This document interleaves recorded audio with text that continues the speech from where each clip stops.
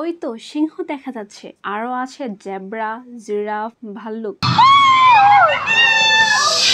আরো রয়েছে 9D movie. আমরা গিয়েছিলাম সাফারি পার্কে। আমরা যখন গিয়েছিলাম তখন ছিল জানুয়ারি মাস, আর আমি এটা এই সেপ্টেম্বর মাসে আপলোড করছি। এই পার্কটি আমাদের বাড়ির কাছে হয়, আমরা অনেকবার গিয়েছি। আমাদের সেখানে দেখার মতো আর মাত্র 2টা জিনিস বাকি ছিল। তো এবার আমরা শপথ করে গিয়েছিলাম যে আমরা এবার গিয়ে ওই 2টা জিনিসই দেখব। এক হচ্ছে কোর সাফারি, অর্থাৎ যেখানে বাঘ, ভাল্লুক, সিংহ এগুলো থাকে সেটা।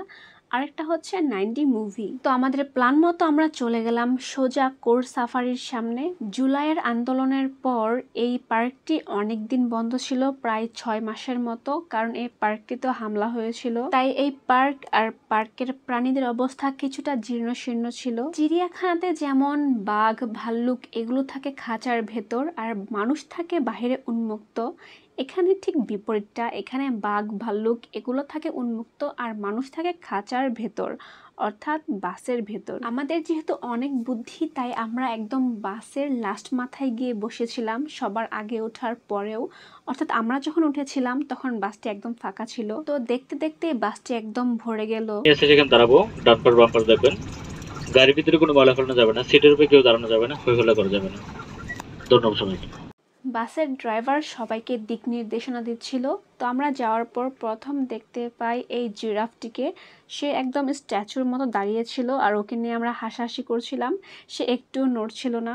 তোমাদের জন্য একটি টিপস, যারা ভিডিও করতে চাও তারা অবশ্যই সামনের দিকে বসার চেষ্টা করবে, কারণ পিছনের দিকে বসলে ভিডিও ভালো হবে না। এবার একটি উপদেশ, কেউই সিটের উপর দাঁড়াবা না, অর্থাৎ সিট ছেড়ে দাঁড়াবা না, তাহলে সবারই দেখতে প্রবলেম হয়। আর বাসের মধ্যে অনেক হইচই ছিল, মানুষ এক্সাইটেড হয়ে যায়, এটা স্বাভাবিকভাবে চলে আসে, কিন্তু সিটের উপর দাঁড়ালে এটা খুবই খারাপ লাগে, অন্য কেউ দেখতে পারে না। তো যেমনটা দেখতে পাচ্ছ জিরাফের পর এখানে জেব্রা ছিল।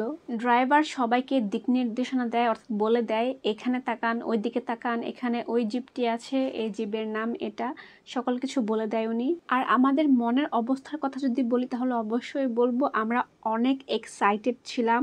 এখানে প্রতিটা জিপ আলাদা আলাদা বাউন্ডারির মধ্যে, অর্থাৎ এখানে দেখো লেখা আছে আফ্রিকান সাফারি 2, আর আমরা গেটের ভেতর প্রবেশ করছি। আর এখানে হচ্ছে আফ্রিকান যে পশু পাখি ওইগুলো এখানে আছে, অর্থাৎ একটা বাউন্ডারির মধ্যে আছে বাঘ, আরেকটার মধ্যে আছে সিংহ, এমনভাবে একটার পর একটা আসতে থাকে আর একটার পর একটা গেট ওপেন হয়। তো দেখো আমরা এখানে আরেকটা গেটের সামনে চলে এসেছি, গেটটা এখনো লাগানো, আমরা ওয়েট করছিলাম গেটটা খুলবে। আর প্রতিটা প্রাণী দেখার সময় বাসের গতি একটু স্লো করে দেওয়া হয় যেন মানুষ ভালোভাবে দেখতে পারে প্রাণীটাকে। তো ফাইনালি গেটটা খুলে গেল আর আমাদের বাস এই বাউন্ডারির ভিতর প্রবেশ করবে। এখানে কি আছে?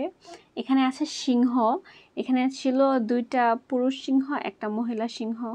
আর গেটের সামনে লেখা থাকে আমরা এখন কার রাজ্যে প্রবেশ করছি, অর্থাৎ এখানে কাকে পাওয়া যাবে। এখানে সিংহগুলো রিল্যাক্স করছিল। তারপর বাসের স্পিড বাড়িয়ে দেওয়া হয় আর আমরা চলে যেতে থাকি অন্য এক গন্তব্যের উদ্দেশ্যে। আর এখানে আমরা অন্য একটি গেটের মধ্যে প্রবেশ করছি, আর এটা হচ্ছে সম্ভবত বাঘ মামার, হ্যাঁ এটা হচ্ছে বাঘ মামার এরিয়া। আর এখানে ড্রাইভার আমাদেরকে বলছিল হাতের ওপাশে নাকি বাঘ আছে 2টি, কিন্তু আমি না কোথাও বাঘ দেখতে পাচ্ছিলাম না। তো ফাইনালি দেখতে পেলাম একটা বাঘ হেঁটে হেঁটে যাচ্ছে। আর বাঘ দেখার মাধ্যমে আমাদের এই যাত্রা শেষ হলো, আমরা সবাই নেমে গেলাম। তো আমরা চলে গেলাম 3D মুভি দেখার জন্য। সত্যি কথা বলতে ওই কোর সাফারির যে জার্নিটা, বাস জার্নিটা অনেক মজাদার। তো আমরা 3D মুভি দেখতে বসে গেলাম, এখানে আমাদেরকে চশমা দেওয়া হলো আর আমরা একদম সামনের সিটে বসেছিলাম। তো আমাদের শো শুরু হয়ে গিয়েছে, এখানে আমরা নিয়েছিলাম অ্যাডভেঞ্চারটা। আর এই ফার্স্ট আমরা 3D মুভি দেখছিলাম, সত্যি অনেক এনজয় করেছিলাম আমরা এটা। আমরা এক এক করে 3টা শো দেখেছিলাম, আর সবচেয়ে ভালো লেগেছিল এই অ্যাডভেঞ্চারটা। আমরা দেখেছিলাম অ্যাডভেঞ্চার, হরর, আর দেখেছিলাম মিশরের পিরামিড। এখানে সবচেয়ে ভয়ঙ্কর ছিল, অর্থাৎ সবচেয়ে মজার ভয়ঙ্কর ছিল অ্যাডভেঞ্চারটাই। আমাদের সাবা ভয় পেয়েছিল, তাই সে আর দেখবে না বলছিল। তো আমরা 2টা শো শেষ করে আমরা আবারও দেখতে বসি, তো বাচ্চারা দেখবে না, তাই আমরা বাচ্চাদেরকে বাহিরে বের করে দিয়ে আসলাম। অ্যাডভেঞ্চার আর হরর দেখার পর আমরা এই লাস্টে দেখেছিলাম মিশরের পিরামিড। আকাশটাকে দেখো কত সুন্দর ছিল ওই দিন। তো তখন আর আমাদের দেখার মতো আর কিছুই ছিল না, যেহেতু আমরা সকল কিছু দেখেই ফেলেছিলাম আগে। তো আজকে যে দুইটা দেখার জন্য গিয়েছিলাম সেই দুইটাও কমপ্লিট হয়েছিল, তাই আমরা কিছু ছবি উঠাই, ছবি উঠে বাইরে চলে আসি, যেহেতু পার্ক 5টায় অফ হয়ে যায়। এখানে ঘোড়ার গাড়ি ছিল, ঘোড়া ছিল। ঘোড়াতে আমি আগে উঠেছিলাম, আগের বার যখন এসেছিলাম ঘোড়ার গাড়িতেও উঠেছিলাম। তো আমি ফার্স্টে ভিতরে বসেছিলাম, তারপর আবার সামনে গিয়েছি ঘোড়ার গাড়ি থামিয়ে। তো আমরা কিছুক্ষণ ঘোড়ার গাড়ি চড়ার পরে সন্ধ্যা হয়ে যায় প্রায়। তো এখানে সবাই চলে যাচ্ছিল, এক এক করে গাড়ি এখান থেকে বিদায় নিচ্ছিল, আর আমরাও দাঁড়িয়েছিলাম।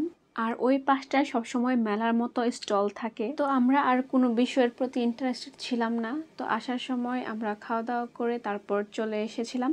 আজকের ব্লগটি এ পর্যন্তই। টাটা।